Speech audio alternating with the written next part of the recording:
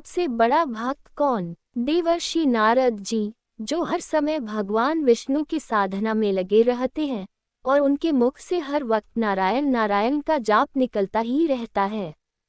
नारद जी को एक दिन अपनी भक्ति पर बड़ा ही घमंड हो गया। उन्होंने भगवान विष्णु से एक दिन निवेदन किया कि हे प्रभु, इस संसार में मेरे जैसा कोई भक्त नहीं होगा आपका। इस बात पर भगवान नारायण ने कहा कि ऐसा नहीं है देवर्षि नारद, आपसे भी कोई बड़ा भक्त है मेरा जो धरती लोक पे रहता है और उसका नाम मनीष है। नारद जी को इस बात पर बहुत गुस्सा आया।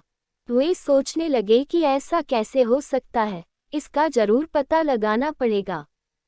और वे स्वयं धरती लोक में जाकर इस बात का पता लगाने के लिए मन बना लिए। जब नारद जी धरती लोक में जाकर देखा तो आश्चर्यचकित रह गए। मनीष एक साधारण सा किसान था, जो सुबह जल्दी उठता और बिना नहाए धोए बासी मुंह में ही 9-10 बार नारायण नारायण का जाप करता और फिर अपने बैलों को लेकर खेत चला जाता। खेत में हल चलाते चलाते मन करता तो नारायण का एकाक भजन गुनगुना लेता। फिर शाम होने पर घर आता और घर के जरूरी काम, सब्जी लाना, बच्चों की बात सुनना आदि काम निपटाता और बिना आरती पूजा किए खाना खाकर सोने चला जाता। सोने से पहले एक बार नारायण का नाम अवश्य ले लेता। अब नारद जी का सोच इधर उधर होने लगा। वे सोचने लगे कि होना हो यह रात में उठकर जरूर कोई विशेष प्रकार की पूजा अर्चना करता होगा, तभी तो नारायण भगवान इसे अपना सबसे बड़ा भक्त मानते हैं। अब इस चीज का पता लगाने के चक्कर में नारद जी वही रात भर खड़े रहे। परंतु मनीष तो रात में उठा ही नहीं। वह सीधे सुबह उठा और अपनी दैनिक दिनचर्या के हिसाब से काम में लग गया। नारद जी सोचने लगे कि आज नहीं तो कल सही पर जानकर ही रहूंगा कि आखिर यह किसान मनीष कौन सी विशेष पूजा अर्चना करता है। इस सोच में नारद जी वहां थोड़े दिन रहकर पता करने लगे, पर मनीष की दिनचर्या में कोई परिवर्तन नहीं हुआ। अंत में थक हार कर गुस्से से तिलमिलाए नारद जी सीधा विष्णु जी के पास पहुँचे और विष्णु जी से बोले कि हे प्रभु, आपने तो मेरा अपमान ही कर डाला। कहाँ वह अनपढ़ किसान जो नहाता तक नहीं है, बासी मुंह से आपका नाम लेता है और आपकी पूजा अर्चना भी नहीं करता, उसे आप अपना सबसे बड़ा भक्त कहते हैं। यह तो बहुत बड़ा अन्याय है प्रभु।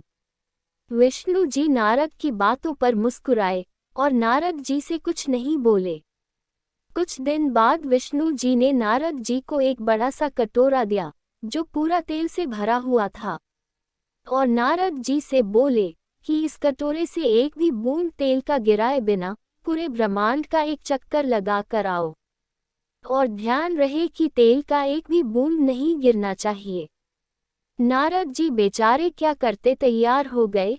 कटोरे से तेल न छलक जाए इसे ध्यान में रखते हुए बड़ी सावधानी से ब्रह्मांड का चक्कर लगाने लगे और 7 दिनों बाद पूरा चक्कर लगाकर भगवान विष्णु के पास पहुँचे और विष्णु जी से बोले कि हे भगवान, संभालिए अपने इस तेल के कटोरे को। मैंने इसे इतनी सावधानी से लाया है कि इसमें से तेल का एक बूंद भी नहीं गिरा है। विष्णु जी बोले, ये तो बहुत अच्छी बात है, पर मुझे ये बताए कि इन 7 दिनों में आपने कितनी बार मेरा नाम लिया। नारद जी बोले, प्रभु, मैं आपका नाम लूं या इस तेल के कटोरे पे ध्यान दूं, मेरा पूरा ध्यान इस बात पे था कि कहीं तेल का एक बूंद भी न गिर जाए, इसलिए मुझे इन 7 दिनों में एक बार भी आपका नाम लेने का मौका नहीं मिला।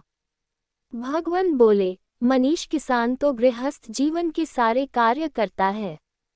उसे पूरा दिन हजारों काम करने होते हैं, 50 तनाव से गुजरता है, फिर भी वह दिन में कम से कम एक बार मेरा नाम लेता है। और हे नारद, तुम्हारे हाथ में तो केवल एक तेल का कटोरा था और तुम मेरा नाम लेना ही भूल गए। अब तुम ही निर्णय करो कि सबसे बड़ा भक्त कौन है। इस कहानी का तात्पर्य तो आप समझ ही गए होंगे। ठीक इसी प्रकार हाल हमारे जीवन में भी है। हजारों मुश्किलों को झेलते हुए भी जो अपने लक्ष्य पे डटा रहता है, उससे बड़ा कौन हो सकता है। बोलो लक्ष्मी नारायण भगवान की जय। बोलो विष्णु भगवान की जय।